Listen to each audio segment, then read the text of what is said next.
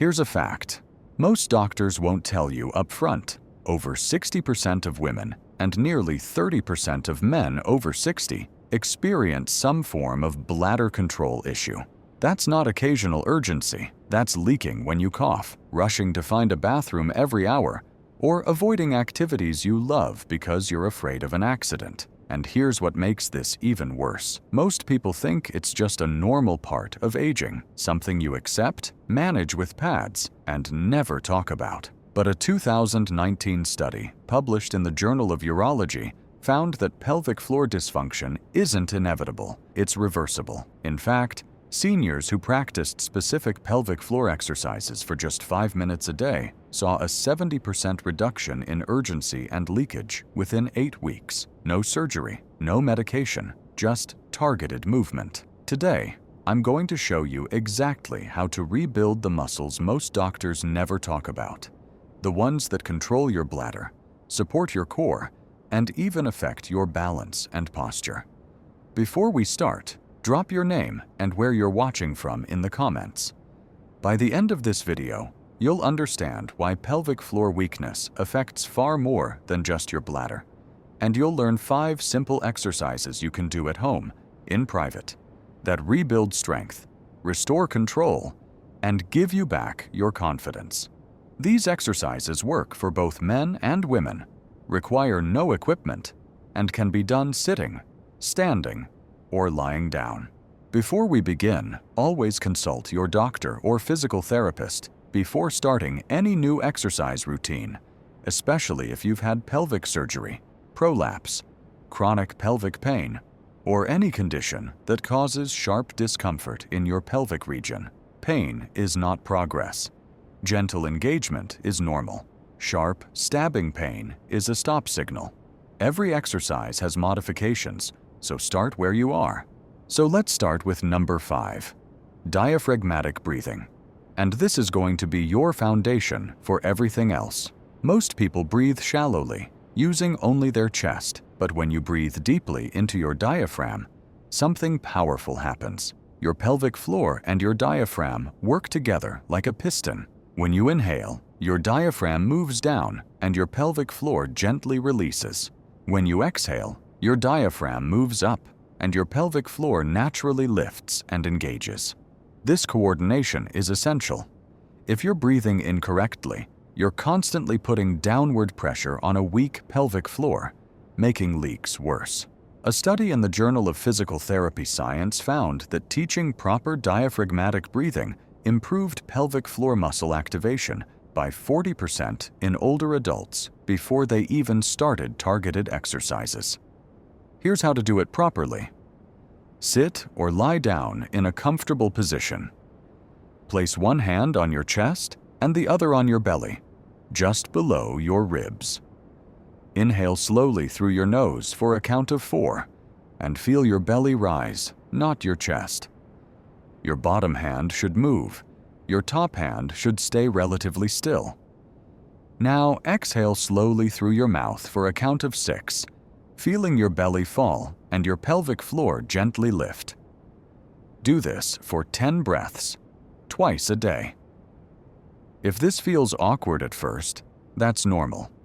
You're retraining a pattern most people lost decades ago. But this breathing is the foundation. Without it, the other exercises won't work as well because your pelvic floor and core aren't coordinating properly. This is where control begins. Not with squeezing harder, but with breathing smarter. Number 4 is all about pelvic floor awareness holds, and this is what I call learning to feel what you can't see. Your pelvic floor is a group of muscles that stretch like a hammock from your pubic bone to your tailbone. Most people have no idea how to activate these muscles because they can't see them, and no one ever taught them how. This exercise changes that. Research from the International Urogynecology Journal shows that simply learning to identify and engage the pelvic floor correctly improves bladder control by 50% in the first month, even before strength is built. Awareness comes first. Here's how to find and engage your pelvic floor. Sit comfortably in a chair with your feet flat on the floor. Take a deep breath in using the diaphragmatic breathing you just learned. Now, as you exhale, imagine you're stopping the flow of urine midstream or gently lifting your pelvic floor upward and inward, like you're pulling it up into your body. Don't clench your glutes, don't tighten your abs, just a gentle lift. Hold that lift for 3 to 5 seconds while breathing normally, then release and rest for 5 seconds. Repeat 10 times. If you can't feel anything at first, don't worry. This takes practice. Some people find it helpful to imagine lifting a blueberry with their pelvic floor or stopping gas from passing. The key is gentle engagement, not hard squeezing. This isn't about strength yet. This is about connection. You're teaching your brain to communicate with muscles it may have ignored for years.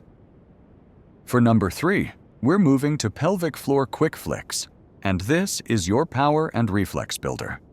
You've learned to engage your pelvic floor slowly and with control. But in real life, you don't always have time for a slow squeeze. When you cough, sneeze, laugh, or lift something suddenly, your pelvic floor needs to react instantly. That's what this exercise trains. A study in neurourology and urodynamics found that combining slow holds with fast contractions improved stress incontinence, the kind where you leak during sudden pressure, by 65% in just 6 weeks. Here's how to do it. Sit or stand in a comfortable position. Take a normal breath. Now, quickly squeeze and lift your pelvic floor as fast as you can, then immediately release. It's a flick, not a hold. 1 second on, 1 second off. Do this 10 times in a row, rest for 10 seconds, then repeat for 3 sets. This feels very different from the slow holds. You're training fast twitch muscle fibers, the ones that fire during emergencies. If you feel fatigue after a few reps, that's normal. These muscles are waking up. Think of this as sprint training for your pelvic floor. You're building the reflexes that catch leaks before they happen. Now we're at number 2, the bridge with pelvic floor engagement. And this is where we integrate everything. You've been isolating your pelvic floor. Now we're going to connect it to the rest of your core, because in real life, your pelvic floor never works alone. It works as part of a team with your deep abdominal muscles, your diaphragm, and your back stabilizers. The bridge is one of the most effective exercises for this integration. A clinical trial published in the Journal of Women's Health Physical Therapy showed that adding pelvic floor engagement to glute bridges reduced leakage episodes by 72% in postmenopausal women within 8 weeks. Here's how to perform it. Lie on your back on a mat or soft surface. Bend your knees and place your feet flat on the floor, hip-width apart. Arms rest by your sides. Now, take a breath in through your nose. As you exhale, gently engage your pelvic floor with that lifting sensation you practiced earlier. At the same time, press through your heels and lift your hips toward the ceiling until your body forms a straight line from shoulders to knees. Hold this position for 3 to 5 seconds, keeping your pelvic floor gently engaged and breathing normally. Then, slowly lower your hips back down as you inhale and release your pelvic floor. Do 10 to 12 repetitions. If this feels too difficult, don't lift your hips as high. Even a small lift while engaging your pelvic floor builds the connection. You can also place a small pillow under your hips for support. This movement teaches your body that pelvic floor strength and core strength are inseparable. When they work together, you move with stability, power, and control. And finally, number 1, standing pelvic floor squeezes, and this is your real-world application. Everything we've done so far has been sitting or lying down. But most of your life happens standing, walking, bending, reaching. This final exercise takes your pelvic floor training into the position where you actually need it most.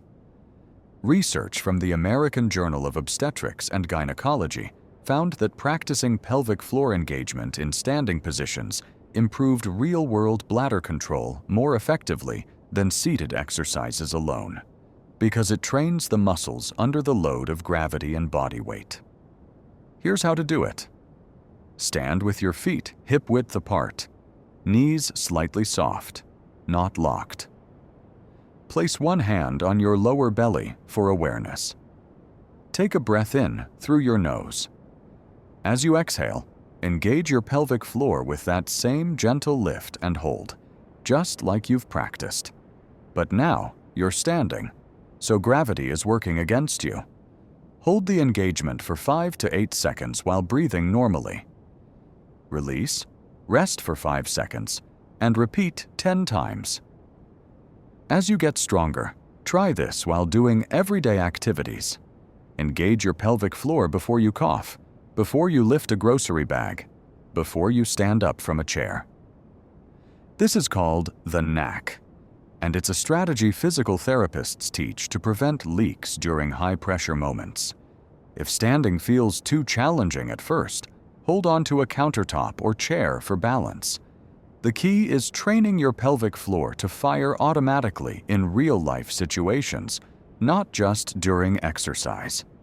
This is where strength becomes function, where practice becomes protection, where exercise becomes independence. So why does pelvic floor strength matter for more than just bladder control? Because your pelvic floor is the foundation of your entire core. It supports your internal organs, stabilizes your spine, assists with breathing, and even affects your posture and balance. When your pelvic floor is weak, your deep core can't engage properly. That means less stability when you walk, more strain on your lower back, and a higher risk of falls. Studies show that seniors with strong pelvic floors have better balance, stronger cores, and more confidence during movement. And beyond the physical benefits, there's dignity, there's freedom, there's the ability to laugh without worry, to travel without fear, to move through life without constantly planning around a bathroom. You don't need to do all 5 exercises every single day. Here's a simple routine that takes 5 minutes and fits into your life. In the morning, spend 2 minutes. Do 10 diaphragmatic breaths, followed by 10 pelvic floor awareness holds. This wakes up the connection between your breath and your pelvic floor. In the afternoon or evening, spend 3 minutes. Do 10 quick flicks, 10 bridges with pelvic floor engagement, and 10 standing pelvic floor squeezes. This builds strength and applies it to real movement. Do this routine 5 to 6 days a week. Within 4 to 8 weeks, most people notice significant improvement. Fewer leaks, less urgency, more control, and most importantly, more confidence. Bladder control issues aren't something you have to accept. They're not a normal part of aging. They're a sign that muscles need attention, and muscles respond to training at any age. You're not broken. You're not too old. You just haven't been given the right tools. Until now. If you're going to try even one of these exercises, leave a comment and tell me which one. And if this video helped you, share it with someone who needs to hear that they don't have to live this way. Because the strongest thing about you isn't your pelvic floor. It's your willingness to take back control.